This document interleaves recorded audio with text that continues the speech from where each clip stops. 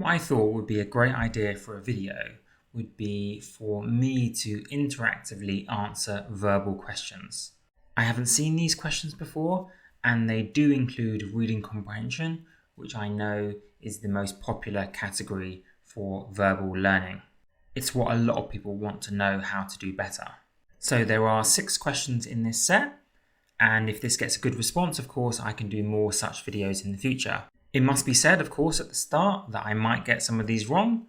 Hopefully not too many, but this is an interactive thing. I'm not going to edit it out if I make a mistake. So you're going to see how I answer questions that I haven't seen before for verbal. Anyway, without further ado, let's get started. Okay, this is a text completion question. By the way, this is from Princeton Review, link in the description, and they are one of the main providers of GRE content. Okay, I did not make this content. Upon visiting the Middle East in 1850, Gustave Flaubert was so something belly dancing that he wrote in a letter to his mother that the dancers alone made his trip worthwhile. So now, before we make a prediction, let's try and assess what the whole sentence is saying. These dancers alone, these belly dancers, made his trip worthwhile. So he must have really loved it. If something makes your trip worthwhile, you're like, wow, that was amazing. Even if I do nothing else, it was worth it to come and see that. So my prediction, without looking at the answers yet, is that he really liked this belly dancing that he saw. So what are the answers? Overwhelmed by? Possibly, although that's not strictly a positive word always. Enamored by? Perfect. Amor in the middle is like love, I think in Italian or French or something. Either way, you can remember that enamored means you fall in love with something. I was enamored by her demeanor. He was enamored by the belly dancing. And that's a really clearly positive word. And so it beats overwhelmed by, which can be a positive word, but can also be a negative word, right? If you're feeling overwhelmed, that's a negative. Likewise, see is a negative word. To be taken aback by is negative. Beseeched means to be asked or begged, and you're not going to be begged by belly dancing. Flustered could potentially have a positive element, but is more negative, means like being off-put by something or made nervous or anxious. By the way, I should have said at the start, please do pause the video before I give my answers for the rest of the questions and see what you say. That's the value in these interactive kind of videos. You want to see what you would pick before hearing what I would pick. Otherwise, it's easy for you just to agree with what I say and not have your own victories here. So first, I would go with B, and let's see if that's the answer. Yes, enamored by. And let's see what they say, and they don't really give too much explanation here, but I'll let you read that if you want to pause the video anyway. Either way, I'm going to move on to the second question, and as I said, please do pause the video and see what you would pick before I give my answer. It just helps to add value to your experience, so you can compare your answers to my answers, your reasoning to my reasoning. Okay, the second one.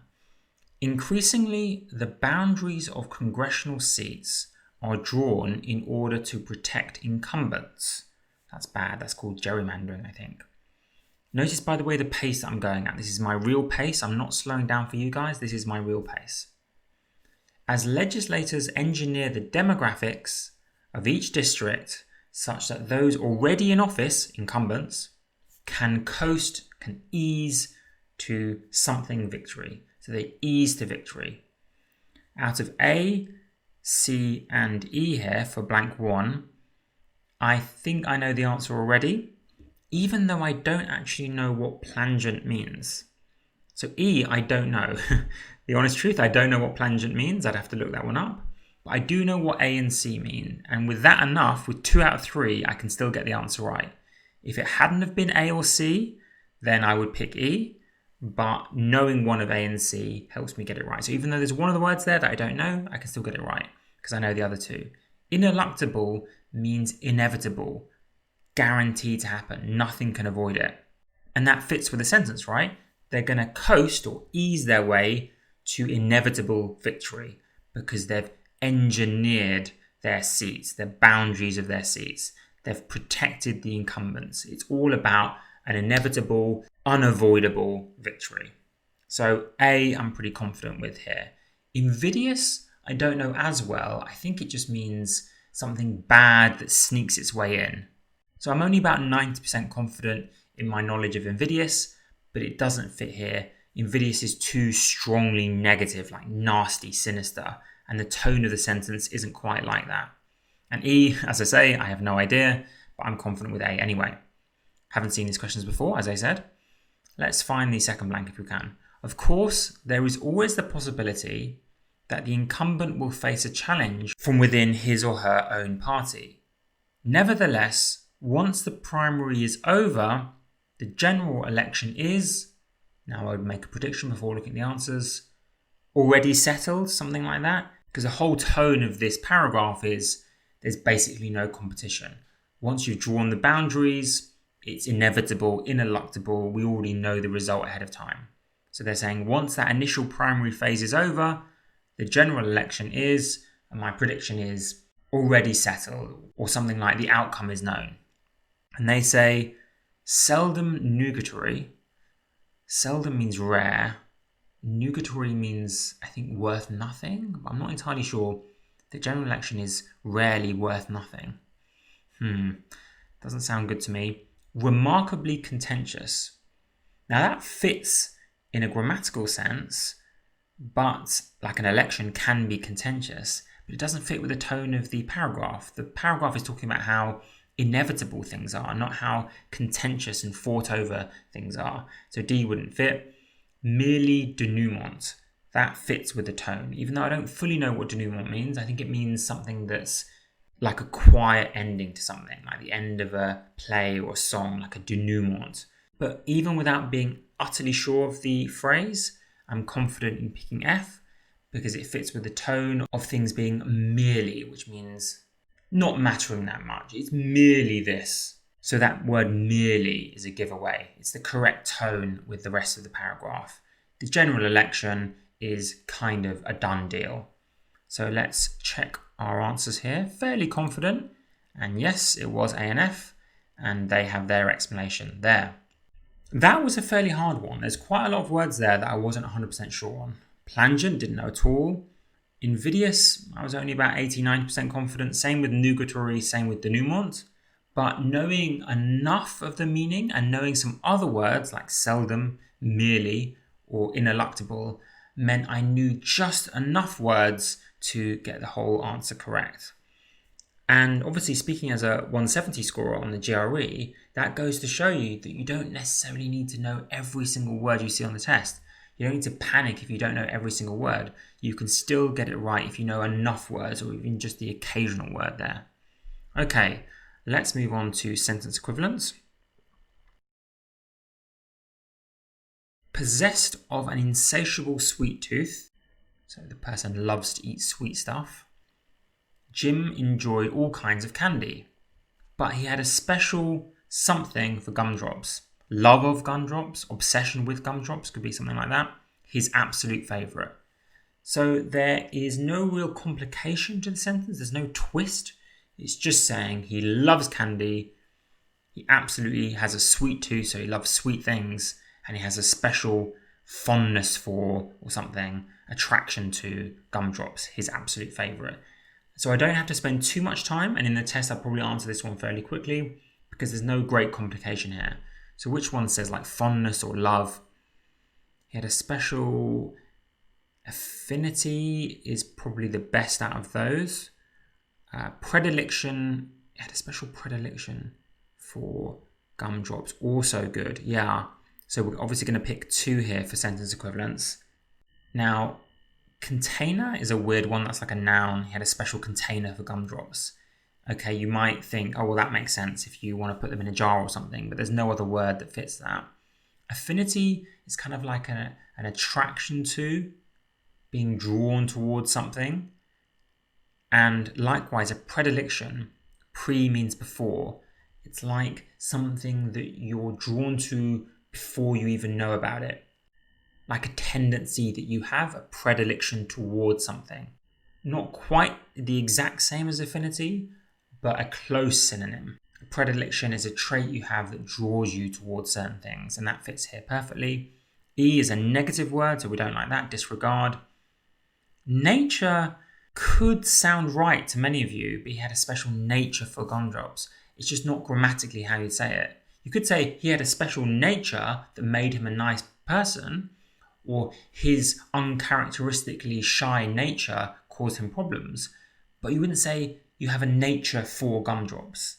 That's not an English language phrase you'd use. And also there's no other word that would fit with nature, so we don't like that. Odium? What does that even mean? Odium. Not opium, that's something different. Odium? I'm guessing that's similar to the word odious, which is like a negative thing. But either way, I don't even know what C means. I'm happy with my answer of B and F, and it is correct. And there is the reasoning. I guess that's another example of me not knowing a word, but still being able to get it right. So, one more sentence equivalence, and then we move on to reading comp. As always, pause the video, get your answer, and then see if I agree.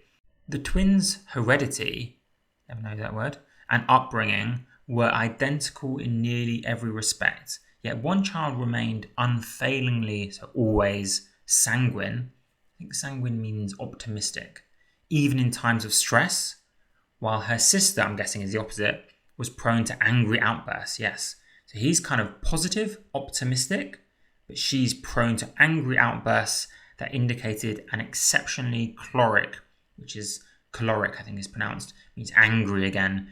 Nature, it would be a prediction for the ending, an exceptionally choleric personality, nature, something like that. But let's see the options. Oh, wow. These are some hard words here. Genotype. Wow, this is, I possibly might get this wrong. F, I like humour, because choleric is a type of humour, a type of personality trait. Humour is like an archaic word for your mode. Are you angry? Are you happy? Are you sad? That kind of thing. That's your humour. So I'm quite confident with F. Choleric is like an angry humour. Temperament also works quite well. An exceptionally choleric temperament. It's like your way of behaving. Incarnation would be wrong. I'm working from the bottom up for some reason. Incarnation is your manifestation. And that doesn't really fit here. Wait, D is the same. Incarnation. That's super weird. Oh, they've just typed it twice, so just ignore that. A, B, C, D. Are there 6? There's 7 options, but there's actually only 6 options. So ignore the fact that incarnation is twice. That's just a typo on the website. But it's not that anyway. Physiognomy. Well, physiology is the study of the body, right? So even though I don't quite know that complicated word, I'm guessing that's about their body. Whereas choleric is, or being angry, is to do with your mind and personality, not your body. And environment, no, we're talking about this individual, not the environment. So genotype, I don't know. But for me, temperament seems to fit. So rather than gamble on a word I don't know, I'd probably go temperament and humour. Yeah, an exceptionally choleric or angry temperament. Yeah, it just seems to fit really well. So E and F would be my answers. And yes, that is correct here. Yet again, as we've seen, there was a word I didn't know, genotype. Actually, a couple of words I didn't know, but still able to get it right just by knowing the words that I did know through elimination. Obviously, it helped here to have the vocab to know what sanguine and choleric meant. I guess sanguine I didn't have to know, or even choleric really, because if the sister has angry outbursts and we're contrasting that with the other child, then you'd expect the other child to be more happy and optimistic, right? Sanguine. So even if you don't know sanguine meant that, you could probably deduce that sanguine meant optimistic. And likewise, if someone's prone to angry outbursts, that would indicate an angry temperament. So you didn't need to know that choleric meant angry. So did it even help me? I guess it didn't even help me to know sanguine and choleric. You could kind of deduce the meaning of those words just from the context. Okay, now for reading comp, which is what I know many of you were waiting for. I think there are 2 questions here. And I am going to try out my famous style of reading really slowly, critically engaging with the text, stopping and summarizing frequently so that we can answer the questions before we even get to the questions. Like really suss out the tone, meaning, purpose of these texts. Try to enjoy them a bit more. I've never seen this passage, but whatever the topic is going to be about, we're going to learn something, we're going to enjoy it. So, there are 2 questions based on this passage.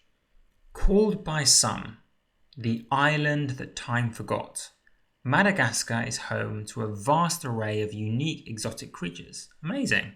Definitely got to go someday. One such animal is the ii. That's hilarious. First described by Western science in 1782, it was initially categorized as a member of the order Rodentia, because it's like a rodent. Further research then revealed that it was more closely related to the lemur, a member of the primate order. Cool. Since the ii is so different from its fellow primates, interesting, however, it was given its own family.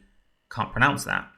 The ii has been listed as an endangered species, and as a result, the government of Madagascar has designated an island off the northeastern coast of Madagascar as a protected reserve for iis and other wildlife. Cool, so we've got this unique creature. It's kind of a primate, but it's kind of in its own family. Maybe it looks like a rodent, but it's not a rodent. So we've got this interesting thing that exists in Madagascar and they're protecting it. Very cool. Long before Western science became enthralled, obsessed with this nocturnal denizen of Madagascar's jungles, nocturnal is nighttime, the ii had its own reputation with the local people. The ii is perhaps best known for its large round eyes and long, extremely thin middle finger. Wow, interesting. These adaptations are quite sensible, allowing the ii to see well at night, interesting, and retrieve grubs, which are one of its primary food sources, I'm guessing with a finger, from deep within hollow branches. So it's adapted evolutionarily, this ii. However, the ii's striking appearance may end up causing its extinction. No! The people of Madagascar believe that the ii is a type of spirit animal and its appearance is an omen of death. Whenever one is sighted, it is immediately killed. That's awful. When combined with the loss of large swathes of jungle habitat, this practice may result in the loss of a superb example of life's variety. So we've got this amazing creature, but because of these traditional beliefs, there's the threat of extinction. I think we've understood the tone and the content of these paragraphs really well. Yes, we did read slowly, but now when we get to the answers, we should hopefully be a bit quicker than other people and, either way, a lot more accurate. Anyway, based on the information given in the passage, the intended audience would most likely be, let's predict before we look at the answers, probably people who are sympathetic to animals, because the way the tone is kind of like making you sympathetic towards animals. Let's see. Visitors to a natural science museum, possibly. Professors, no, because it's not like super detailed or scientific, so it's not really for professors. A 3rd grade science class, possibly. The only thing there is like, why are you talking about it dying to kids? Anyway, students of comparative religions, definitely not. We're not talking about religion. Attendees at a World Cultural Symposium, but that's nothing to do with nature. That's culture, something different. So obviously the most tempting ones would be A and C. I just think visitors to a natural science museum or 3rd grade science class. I think the thing is, it does use some scientific words, like the name of the family, Dubentonidae. That's quite a complicated word. Like, how complicated are the words? That's what I'm asking. Is it going to be A or C? Talks about extinction, talks about adaptations, talks about a nocturnal denizen. Like, I just don't think you'd use that kind of advanced vocab for a group of children in a science class. So I would go with A. And let me just say, if that's wrong, I'm going to blame the source of the question, not me. That's what I always do. And it is A. So I'm quite happy with that. And there you go, they agreed with me. Choice C is incorrect. The style of the passage is too advanced for young students. Quite happy with that. That's quite an unusual question, but we reacted, adapted, and overcame. So that's very cool. 6, consider each of the choices separately and select all that apply. These are the harder questions. Select all that apply. You basically have to get 3 questions right in one, otherwise you don't get the mark. So let's try our best. Which of the following statements can be logically inferred from the passage? So inferred means proven with evidence.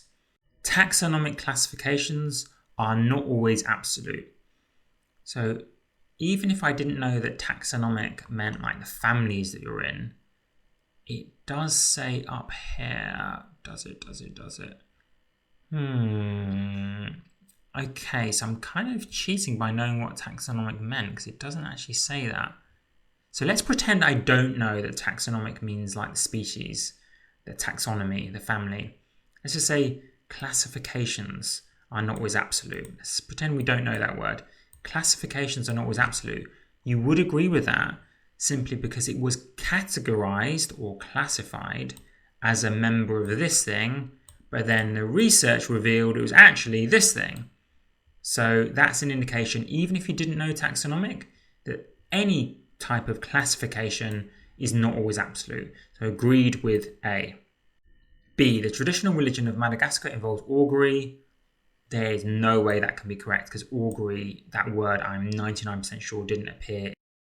So how can it be right if it doesn't even appear in the passage? Although it does say the people of Madagascar believe that the eye has a type of spirit and that its appearance is an omen of death.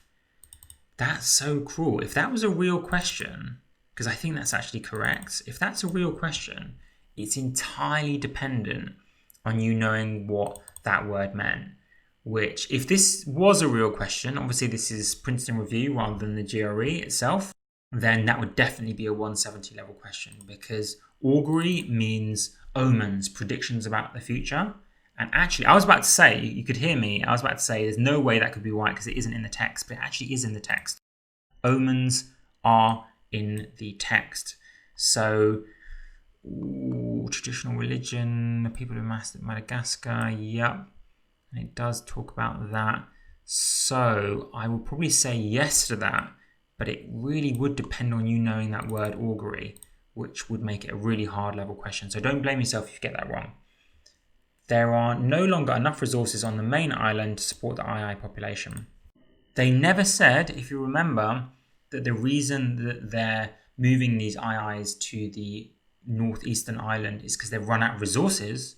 No, it's to protect them from the people.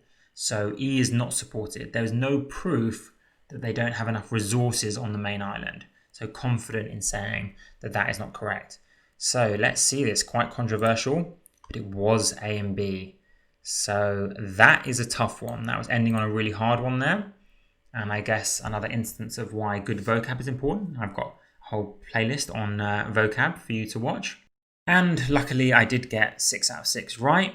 But I just wanted you to see me interactively answer questions that I hadn't seen before so you can see how I think, how slow I go. I'm not slowing down just for you. That is how slow I go. What process of elimination I go through, how important vocab is sometimes, as you saw on that last question, and sometimes how it's not that important, as you saw on a previous question.